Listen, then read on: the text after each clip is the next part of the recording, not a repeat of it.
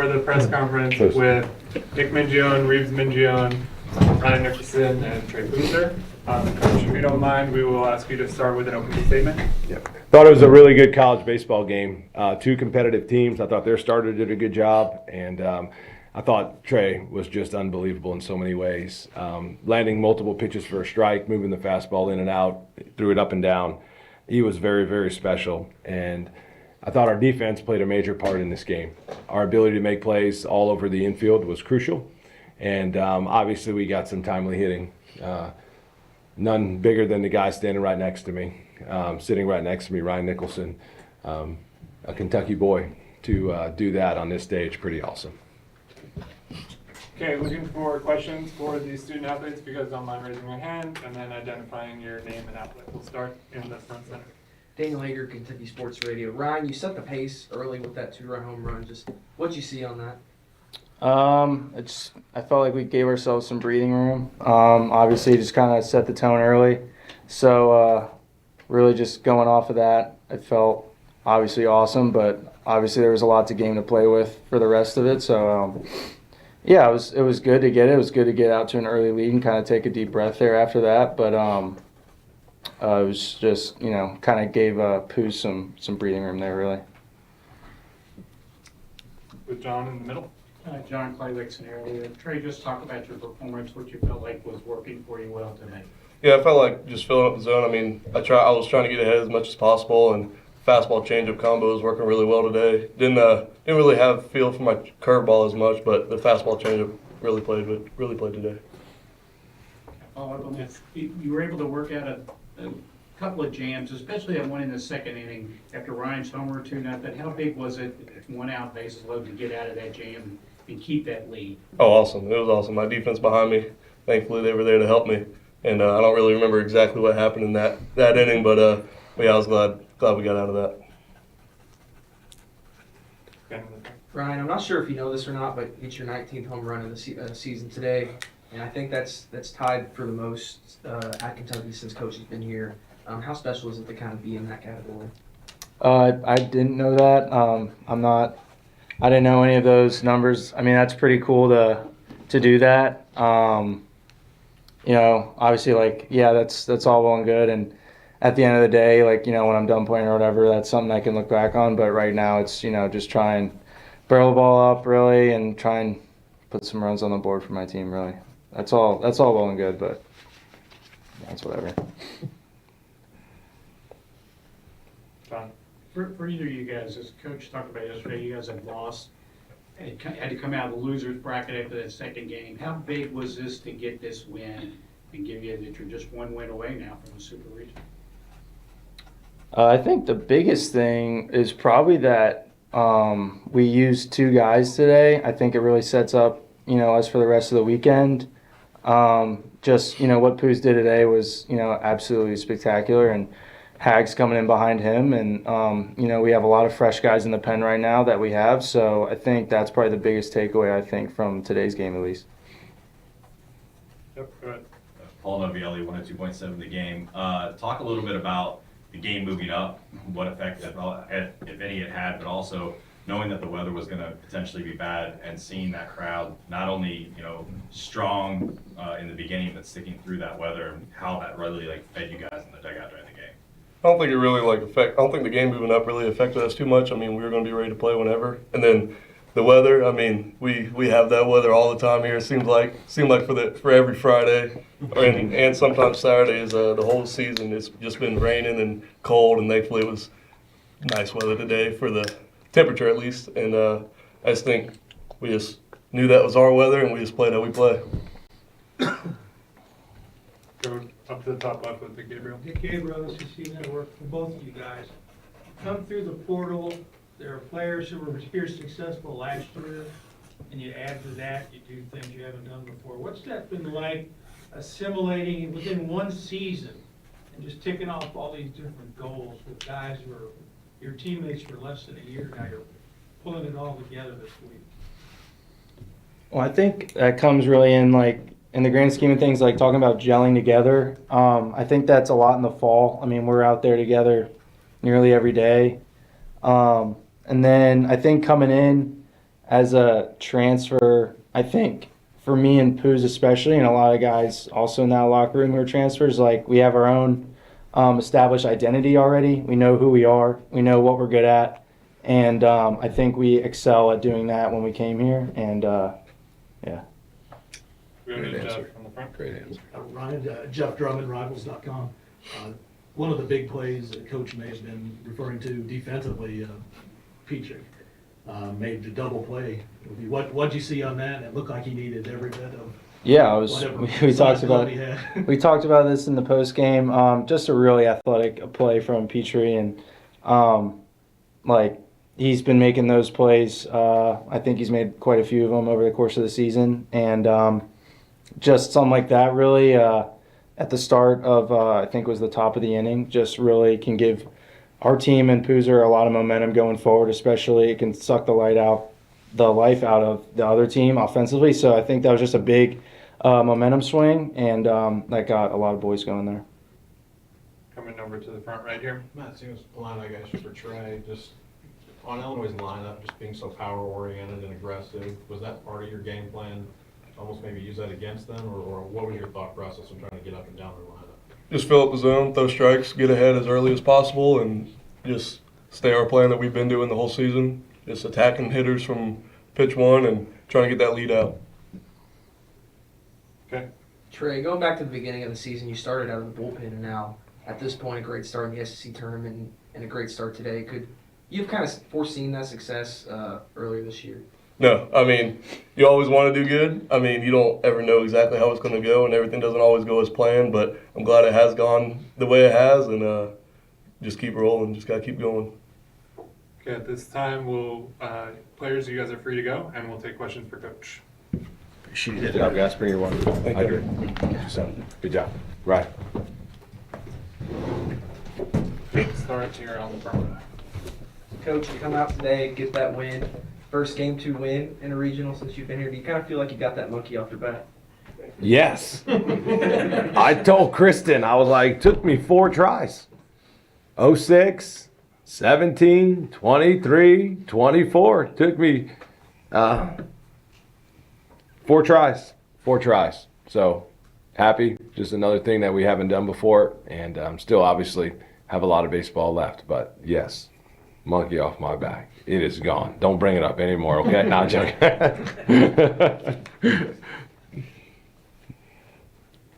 All right, guys. Thank you. Oh, sorry. Can I bring it up one more time? Please. You talk about how hard it was, and yesterday, how much focus on getting this one. Does it give you even that much more appreciation where you said, looking back to 17, kind of took it for granted, and now, 4 tries to get that second win, how difficult these regions are? This time of year, more than likely, you're going to play a champion of some sort, right? So first game, we played a champion. They had won. They were champions of their league, right? Today, this is the Big Ten champion. Like, it is not easy. And when you get to this level and you get to the winner's bracket, which we've been able to do, you're going to face a good team. You're going to face a good team. And it's going to take a game like today to where you're going to have to pitch at a high level, you're going to have to defend at a high level, and you're going to have to execute offensively at a really high level. And if you don't, you won't win. So we did that. We did all 3 of those today. And that's what it was going to take to put us in this position. Yeah. Yep, on the front. Coach, Dan kind of touched on it with Trey there, but you moved him into the rotation about in March. What kind of went into the decision then, and did you foresee him kind of becoming your ace down the line? Well, he's had experience before and starting experience at the college level, and anytime you can have that, that is a bonus, right? The transfer portal does allow you to be older, and it allows you to develop your high school guys. If you look at our lineup, I feel like we had a great mix that played in this baseball game from a pitching and pitching and an offensive side. When you look at the guys up and down our lineup, Pete is a high school guy, Devo's a high school guy, Nolan McCarthy, James McCoy, Ryan Hagenow. Like, we had a good balance of guys, and the high school recruiting is always going to be our foundation, and if you can add guys that have experience. And I just remember having my first conversation with Trey and asking him, like, what's important to you? And he's like, I want to win. I want to win. I want to go somewhere I can win and develop. And I said, all right, congratulations, you said Kentucky, you're a Wildcat. No. But, you know, and that's same thing with Ryan Nicholson. This is a guy to play for his, you know, state institution in his school to do this. A guy from Louisville, Kentucky, and it means a lot. But these two guys have also been coachable, and they've tried to get better. And you could see Ryan getting better throughout the fall. By the time we started getting to the middle of October, some of you have heard me share stories with him where he started putting together really good batting practices. And his focus during those 20, 25-minute sessions just kept getting better, and he was able to move on after a bad swing and a bad round, and you can see it coming. And so with Trey, Travis was there. Travis had a knot in his lat, so that's why we switched it, and he's been throwing good ever since. And just super proud of him to do this in this environment. If you told him this time last year you're going to pitch in front of, how many people we have today? Have we announced it? 6,000 people. You're going to pitch in front of over 6,000 people to put your team, keep your team in the winner's bracket, to put you one win away from a super. Like, man. But to his credit, he has showed up every day and done everything he can to get better and help Kentucky win. Okay, we're going to go over to the far left with Ryan. Ryan Buck, the Courier Journal. Nick, I want to ask about in the second inning, obviously you kind of look at, everyone's going to remember Trey getting that strikeout to end it. It was, you know, full count. But just a few hours before that, James had an incredible throw from the outfield that basically kept everyone on the base, prevented any runs from scoring. So in hindsight, how big was that play for him to gather it, throw it home, and keep all of them on? Yes, James is an amazing outfielder, and his defense is absolutely crucial. And I asked our team at the end, you know, I've got the list of all these great defensive plays that I want to go over and with you guys, because there were so many of them. But I asked the guys about the great defensive plays, and they actually hit on every single one. And that was one of the ones that they brought out post-game, because they had to stop him, and it actually saved a run. And these are the things that do not show up in a score sheet, to your point. These things do not show up in a box score. And our sport is like amazing. These stats are awesome, but they don't tell the whole story. They don't tell the whole story because there's so many. Think about that play. Then what about the line drive that he caught over his head to end the seventh? There was a guy at third base. If he does not make that play, that saved another run. So he alone saved us 2 runs. Saved us 2 runs. If he doesn't make both of those plays, the game is totally different. You know, and it's not 4-1 in the ninth, right? So his defense alone, to your point, saved it. I thought Waldy did a great job cutting multiple balls off, and he actually made a play over his head. Awesome job. Nolan did the same thing, cut a ball off in the left center field gap. I can go all around. Guys, look at all these great defensive plays. Devin Burks had 2 key blocks. One of them, he had a backhand with a runner at third base, saved a run. Ryan Nicholson, what about the play he made going down the line against the left-hander, Westcott? Crushed the ball. What an unbelievable play. Then what about the play Grant made up the middle in the fourth? And then Ryan picked it. How about that play? How about the play that Ryan made on the double play? And there's a runner coming back at you to get the throw. It was awesome. What Pete's vertical that he mentioned. What a play. We talked about Grant's. What about Mitchell Daly's? We call it HTWA. Does anyone know what that stands for? HTWA. How to win awareness. We had a ball hit down a line that James cut off. And he throws the ball to second base. And Grant was retreating because he thought it was a sure double, but James did such a good job, so he goes back to the bag. Well, he's not there. Well, who was there for backup? Mitch Daly. What a play. HTWA, how to win awareness. There was so many of those plays. So you think about all those plays that happened in a baseball game, and a lot of those aren't going to show up on the box score. But to your point, James, a huge play in the ball game. Okay, we'll go with Jeff with Hunter. Nick, has Trey, through demonstrated performance right now, has he kind of earned the right to be, at least from our perspective, to refer to him as your ace? Yeah, and yes. I mean, we got some other good ones too. I mean, you look at Mason Moore. What is he, 8-3? He's got beat by the same team twice.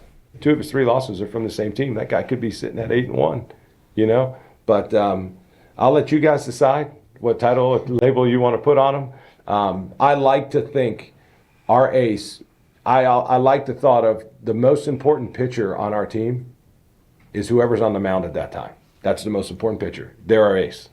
So whoever's on the mound at that time, that mentality needs to be, you're the most important pitcher because you're the one pitching that time, at that moment. And all pitches, And innings aren't created equal, but that mentality of you being the most important pitcher on the team at that time because you're on the mound is really important.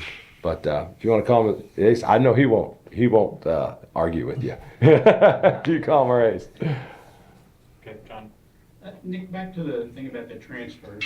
With the transfer portal being, in all sports now being, how tricky is it to get that right balance between transfers and your high school recruits as far as building your roster, and how important is it? Yeah, we got another commitment today out of the portal guy, and he has watched our team play. He's watched.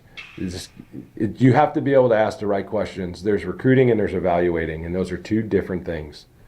The evaluation piece, you have to nail it. That's where it starts, and then the recruiting starts. But if you don't evaluate right, it's going to be hard for you. So I have a series of questions that I ask kids and their families to try to dig up as much information as I can get. Because you know this, but one bad miss on an evaluation can really change. And I give Ryan Hagenow a lot of credit. He's continued to give our coaching staff a lot of credit about the people we've brought in through the portal. And so it's a tricky piece, but we have a series of questions. I have a lot of weaknesses. Kristen has told me that one of my gifts is my intuition on people. And I don't take credit for that. I'll give the Lord credit for that, but I want to just build his team, and we got to continue to evaluate right out of the portal because there's a lot of really good players. But these two guys, among others, when they just say, I want to compete, I want to win, I just want an opportunity, I want to get better, these are some of the key catch phrases. So.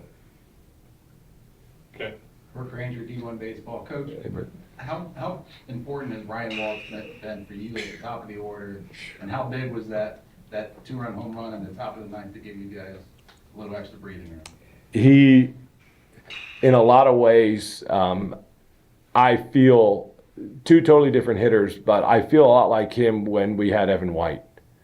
When Evan White stepped to the plate, you just knew something good was going to happen. And you knew that Evan was never out of an at-bat. Waldy's never out of an at-bat.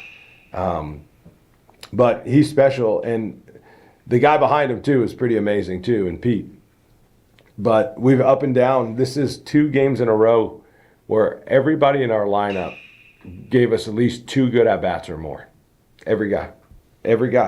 And, Waldy hits the 2-run home run, but how did that happen? Why was it a 2-run home run? Because Grant, who's played a ton of college experience, draws a walk, a 3-2 walk. And he battles and battles, and it turns into a 2-run home run. Much like Mitch Daly. Why did Ryan Nicholson, why was his a 2-run home run? Because a guy like Mitch Daly stood in there and wore a pitch for Kentucky. You know what I mean? So, but he is the table setter. He can change the game at any point in time. And when we got him back, Burke, when we got him back full time after his ACL surgery, that is when our lineup just took off. And I can really believe in my heart it was the insertion of him every day, full time, in left field in our lineup. And we've been scoring runs ever since. Okay, we'll go top left with the. Coach, we've talked a lot about your style of play this year, about how versatile it is. I think these first 2 games are a great example. Obviously, your first run yesterday, don't hit the body. 2 bombs today. You got a lot of buttons you can push with your offense, but how often do you tell yourself, I'm not going to push any button, I'm just going to let these guys play it out? Yeah, a lot of things go into that. The score, I'm just going to peel off about 10 of them for you. The score, the out, the inning, the defense, the pitcher on the mound, the weather, where we're at in our lineup, where they're at in their lineup, what did the guy do his at-bat before, and what is the count? Like, those are 10 factors. So you think about all those different things. And after yesterday's game, I paid Nick Amorati a lot of credit in front of our team. He put on 11 different plays. 11 in one game. He put 11 different plays. And there's a lot that goes into it, but also forces our opponents to prepare for us. So what about the play that was it Grant hit right down the line and it hit right off the third baseman's glove? Well, why was he playing right there? Why was he just a tad late? You know this, the threat of the bunt. So we gained an advantage. He lost a step to his left and right by coming in. So there's all these things that go in. And the game of baseball, you guys have heard it say all the time, it's a game of what? Oh, man, it is a game of inches. So you're just fighting for one. And this league and this job, it is just you're fighting for inches. It is like the greatest form of tug of war you've ever seen, and it's just like a flat-out stalemate. I use this example at the SEC tournament, and just two teams are just, I mean, they're just pulling. And it's like you gain 1 inch, you're like, yeah, you're doing good, keep pulling. You're like, all right, and then all of a sudden they gain it back, and you're like, oh, man, come on, pull harder. And it's just like you barely move. You barely move. It's like just fighting for inches. I mean, and today was a good example. The play with Grant up the middle, got it where he's out by an inch. Pete jumps up, catches it by an inch. You know, James, Waldy, all these things. And we missed a couple home runs by, I mean, less than an inch on the barrel. I mean, I want you to think about it. If he just, they catch that ball maybe this much longer. I can see you, John. I see you, John. Like that much more. We have a couple more home runs. This game is just, and you got to take care of it. And we do want to attack, and you know what? We're going to make some mistakes, and we're going to make outs. And some of them are not going to be good, and Coach Mingione's going to be frustrated, and I'm going to do my best to hold it together. But we have to attack. And I just believe when you put pressure on 18 to 24-year-olds, most of the time it goes your way. Okay, we're going right here. Coach, obviously 2-0 is great, but it seems like your pitching staff is in a really good position. You haven't burned through a lot of arms. Obviously, some teams can be 2-0, and it's gone through a lot of their bullpen. Where do you guys sit, and how confident are you going into at least, hopefully, just one more game? But you know, if you have to go to 2, how well set up you guys are prepared to, you know, have a pretty good arsenal of arms for that? Yeah, obviously what Trey did today was crucial because it's allowed some guys. And I would tell you this, that our pitching staff, guys have been better when they've had a day in between and you don't have to use them on back-to-back days. So I anticipate Ryan Hagenau, he will not be available, but besides him, I feel like we have everyone back. Hoagie, everyone. So we'll have a lot of, you know, bullpen ready to go to try to win one. And if that doesn't work out, then we're going to have to win another one. So in order for us to do what we want, a minimum of 1 win, maybe 2. So, but their guys are rested. And the job that those 2 guys did was crucial. Absolutely crucial. Okay, time for a few more. We'll go right here. Nick, when you face a team like Illinois that is so power-oriented and almost dependent on the home run, what is on the checklist for somebody like Trey to shut off that water like he did? Yeah, his ability to mix his pitches was absolutely crucial. And, you know, Trey coming out of the portal, I thought he had one of the best changeups in the transfer portal. He had one of the best changeups. So that was a huge pitch for him today. You heard him say that maybe he didn't land his breaking ball as much as he wanted, but his ability to just throw an off-speed pitch at any point in time, first pitch or behind, the count was absolutely crucial. But his ability to just mix pitches, and you just try to get him a little bit out in front, maybe a little bit late, you throw him enough soft, and you beat him with a fastball, and they're just a tad off, but his ability to mix pitches was crucial. Before I finish, too, I know we got time for a couple more, but I thought our fans were unbelievable. This is in Vanderbilt, that series, they just sat through rain today. I looked up, I was like, look at this. This is absolutely awesome. They just sat there through the rain and just got soaking wet. And that meant a lot to us. And we felt them. We felt them today. So we're going to need you again tomorrow. And you might have to sit through rain again. So please, bring it. Okay, so. Yeah, Nick, you talk about new experiences, and this is a new experience for you. You don't have to play 2 games on Sunday. Yes. You're going to take tomorrow off or morning? Yeah. What's the schedule going to be like? Good question. Good question. I haven't been able to put this little man to bed the last couple nights, so I'm going to put Reeves to bed tonight. He usually asks me, Dad, you going to put me to bed tonight? I'm like, yes. Did I save the question? Yeah. You were going to ask me that. All right. So I'm going to put Reeves to bed, try to spend time with Kristen, and I'll get up in the morning and had a great breakfast today with some close friends of ours. Then we were able to squeeze that in, and then I'll just study both teams again. I'll try to rewatch this game.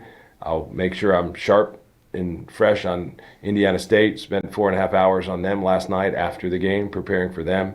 And I'll just make sure that we have our ducks in a row. But I watch so much video, John. It is crazy. Like, it is the amount of time and how much video we watch. It's like, phew. But I'll get up, spend some time in the Word, and yeah, and then I'll just keep studying video, and just keep watching. But I don't know, sleeping in for me lately, I've been getting up at like 6:45. So that's kind of been my sleep in. So, I don't know, did I answer your question? Now, what about the guys? Okay. Yeah, sorry. I didn't know if you were talking about me or them. But and that was like a really rambled schedule. I went morning, back, forth, so sorry. The guys we won't have a wake-up call for them. We'll basically set our schedule, much like we do on the road for a night game. So their job is to hydrate. You've heard them say that over and over. Every time I ask, they'll get some good rest, and then they'll start showing up to the ballpark, usually around 1, and they just hang out. We have this beautiful facility, and right above us, they're just hanging out, playing their music. I looked in there today. Okay, this is unbelievable. I walked in there. They had 4 different baseball games on the big screens in the locker room, and they're just watching baseball. They are like baseball rats. So they'll show up probably around 1, and they'll just watch baseball. That's what they do. They just hang out with each other and watch baseball. Pretty cool. I also want to share about Ryan. You know, we had goatees early in the year. A lot of us, including me. It's because he watches YouTube videos just like in his free time. And in the 04 or 06 Red Sox, they had these like Jason Varitek and all them. So like he had the whole team growing goatees because they just love the game of baseball. This is a very intelligent, high-level team. And like I mentioned after the game, I say, hey, what are the great defensive plays? And I have all my notes, got my little sections, and I'm just checking them off because they noticed and they remembered every good defensive play. And I tell them sometimes that they're like baseball rats. They understand the game at a really, really high level. And they'll watch baseball tomorrow. And then we'll play a game to try to get us one more win. And for the fans, for them to have another cool experience. Any other questions? Thank you guys for being here. Yep, go Cats.